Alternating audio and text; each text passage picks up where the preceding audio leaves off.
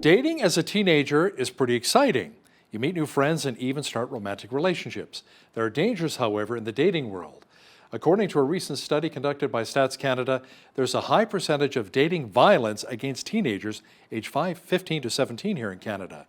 The research indicates that emotional violence is the most common when teens are dating. Kristine Cassie, CEO with Chinook Sexual Assault Centre in Lethbridge, says teenagers can also fall victim to sexual assault. Are actually at far more significant risk for things like sexual assault. And so for violence within dating, we know that with sexual assault, it tends to be more from acquaintances and people that you know than what it is from strangers, which is typically what we see in the media.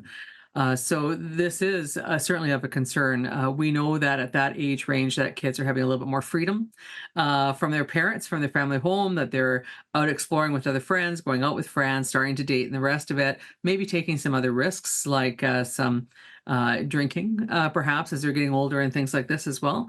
So again, that increases some risk around dating and relationships. We do see where those boundaries are crossed and where sexual assaults are happening or where young people are being feeling pressured to go into doing some sexual acts that they really aren't comfortable in doing and feeling unable to be able to say no to those acts. I really think violence during dating has been there since dating began. We know that domestic violence has not gone down over the ages. Yes, it's been exacerbated by social media.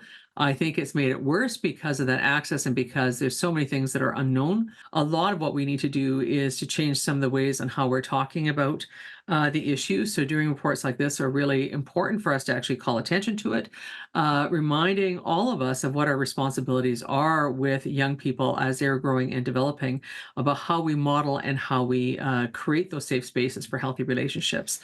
According to Stats Canada, around 45% of teenagers aged 15 to 17 experience dating violence.